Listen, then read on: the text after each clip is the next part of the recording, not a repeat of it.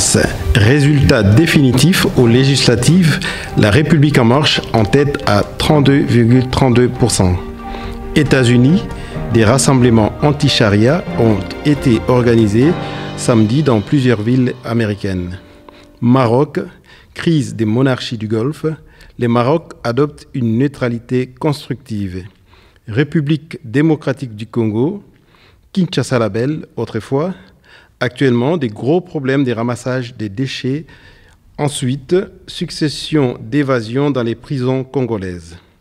Reportage, transfert des fonds des Sénégalais de France pour leur pays d'origine. Au fait, comment sont utilisés ces fonds? Madame, mademoiselle, monsieur, bonjour. Les journaux d'Al-Mouatine. Les actualités internationales seront présentées par Rachel Gomez. États-Unis, marche anti-charia et contre-manifestation dans plusieurs villes américaines.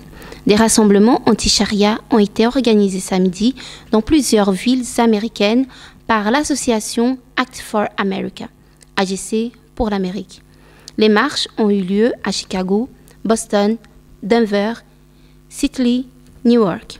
Les manifestants ont escandé leur opposition à la charia. Ils estiment que cette codification de la vie des musulmans, couramment qualifiée de loi islamique, représente une menace pour leur pays, qu'elle est en contradiction avec la Constitution des États-Unis. À noter que, sur les mêmes lieux, se sont rassemblés des contre-manifestants pour dénoncer le caractère raciste et islamophobe de ces marches. Dans certaines villes, leur nombre a dépassé celui des marcheurs anti-loi islamique. Selon le Los Angeles Times à Newark, 100 personnes se sont rassemblées. Les contre-manifestants étaient plus nombreux des deux côtés, des insultes fusaient au-dessus des rangées des policiers. France. Les résultats officiels du premier tour des élections législatives en France. Confirmation du succès du mouvement La République en marche du nouveau président Emmanuel Macron. La République en marche et ses alliés du MoDem ont engrangé 32,32% des voix selon les chiffres publiés par le ministère de l'Intérieur ce matin. Le centre droit, les Républicains et leurs alliés se placent second avec 18,8%, suivi du Front National de Marine Le Pen à 13,2%. La gauche radicale du Jean-Luc Mélenchon, avec le mouvement La France Insoumise, dispose de 11%, faisant du Parti socialiste au pouvoir lors de la précédente législative, le grand perdant du scrutin avec 9,5% des votes. À noter que le premier tour a été marqué par un taux d'abstention sans précédent à 51%. Les Français seront conviés au second tour des élections législatives pour composer l'Assemblée nationale dimanche prochain. Le Maroc est le seul allié stratégique de l'Arabie saoudite et des Émirats arabes unis dans la région arabe à ne pas rompre ses relations diplomatiques avec le Qatar. En mars 2014, le roi Mohamed VI avait mené une médiation entre les mêmes protagonistes. Le département de M. Nasser Bourita, ministre des Affaires étrangères du Maroc, assure que le Maroc a veillé à ne pas verser dans les déclarations publiques et les prises de position hâtives qui ne font que renforcer la discorde et approfondir les divergences. Sa Majesté, le roi Mohamed VI, a ainsi appelé l'ensemble des parties à faire preuve de retenue et de sagesse afin de faire baisser la tension, dépasser cette crise et régler définitivement les causes qui y ont conduit, conformément à l'esprit qui a toujours prévalu au sein du Conseil de coopération du Golfe. République démocratique du Congo. Septembre 2016, l'Union européenne a transféré la gestion de la collecte des déchets à Kinshasa aux autorités provinciales de la ville. Autrefois considérée comme la ville la plus propre en Afrique subsaharienne, à l'heure actuelle, on trouve des montants de déchets un peu partout dans la ville, suite au retrait du financement des ramassages des ordures. Toujours en République démocratique du Congo, c'est dimanche, vers 15h30, la prison centrale des Béni, un important centre commercial du Nord Kivu, a été attaquée par des inconnus assez fortement armés. Selon les autorités congolaises, sur les 968 prisonniers, il n'y resterait que 36. À noter également que samedi dernier, le parquet de la commune de Matete à Kinshasa a été attaqué par des hommes non identifiés. Plusieurs véhicules ont été brûlés ainsi que plusieurs prisonniers se sont volatilisés dans la nature. La semaine dernière, le chef de la police de Kinshasa, le général Célestin Kanyama, s'est adressé à la presse congolaise. Écoutons ce qu'il pense du rôle de la diaspora. Suivez. L'étranger qui vous écoute, hein, tout à fait. Et surtout, ce sont eux qui envoient des messages à travers les réseaux sociaux, les réseaux diaboliques, sataniques. Vous dites? Ces réseaux-là, oui. C'est un réseau qui de distraction. Ils passent tout le temps à distraire les gens. Il y a du travail ici à Kinshasa. C'est à eux surtout. Il y a du travail ici à Kinshasa. Au lieu d'aller faire de quoi ça, des plonges, aller se faire des spécialistes, des pistes, ou comment on les appelle. Ce sont des jardiniers. Il y a du travail ici au Congo. Qu'ils viennent travailler ici au lieu de se faire. Vous êtes chômeurs, venez ici chercher du travail. Au lieu de passer tout le temps à injurer les gens. Si toi tu as des idées, les idées positives, les idées constructives, mais venez ici, amenez toutes ces idées-là, ça va nous aider.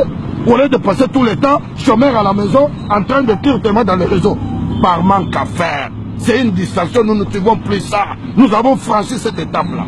Nous sommes déjà au-delà du Jourdain. Nous avons déjà traversé ça. On ne peut pas retenir à ça. Ils doivent être conséquents. Vous avez une idée, venez ici. Ce que nous pouvons dire, en définitive, c'est dire à notre population de continuer à faire confiance à la police. C'est cette police républicaine. Il ne faut pas, ceux qui ingérent la police pendant la journée, la nuit, ils passent tout le temps à m'appeler. Non, envoie-moi des policiers ici, j'ai un problème. Mais tu étais à la télé en train de gérer la police. Ils sont menteurs. Notre reportage sur le Sénégal. Plusieurs études se sont penchées sur les questions liées au transfert des fonds des diasporas et leur utilisation comme levier pour le développement économique de leur pays d'origine. Ces documents est basé sur les transferts des fonds des Sénégalais vivant en France et l'utilisation de ces fonds au Sénégal. Un reportage de France 2, suivez. C'était un village, c'est aujourd'hui une ville.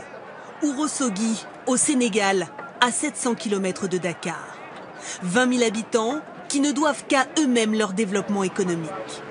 Ici, on ne compte pas sur l'aide internationale. La plupart des infrastructures, c'est aux habitants partis travailler à l'étranger qu'on les doit.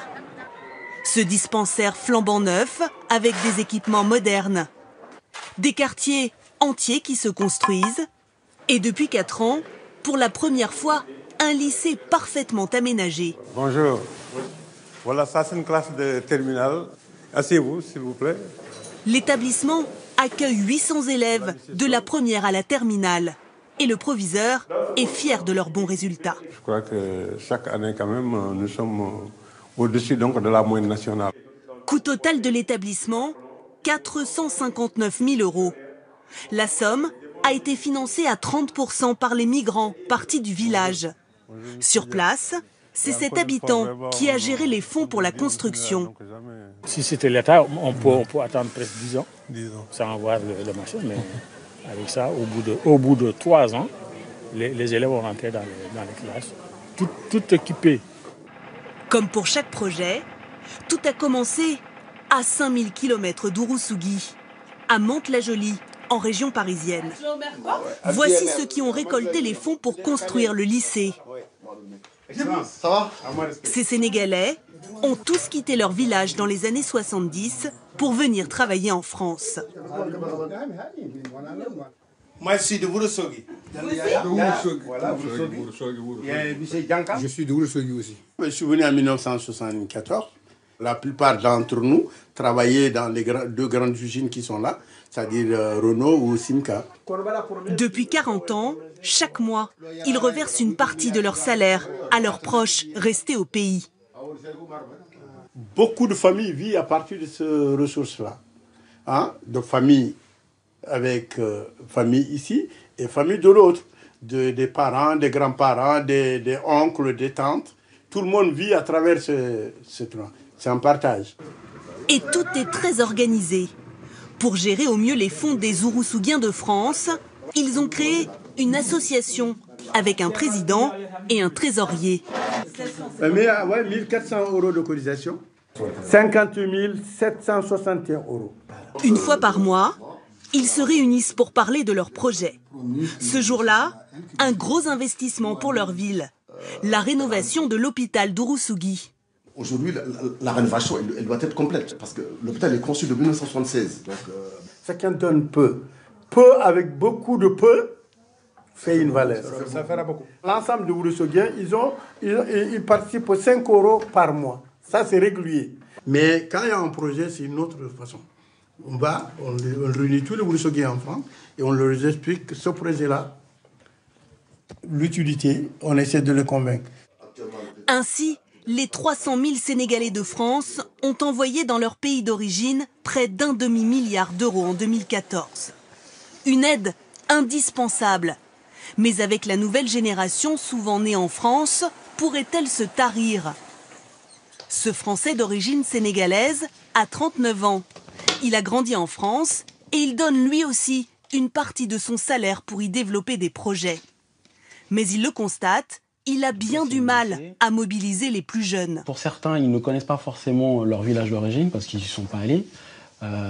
Ils sont nés et grandis ici, donc ils n'ont pas forcément cette appartenance qu'on pouvait avoir aussi nos parents. Au Sénégal, la nature même de ces projets est en train de changer. Voici l'un d'entre eux, un champ collectif de 8 hectares. L'argent venu de France a permis d'acheter cette pompe à eau pour irriguer les cultures. 10 000 €. Tomates, maïs, salade, le champ fait vivre aujourd'hui 22 familles.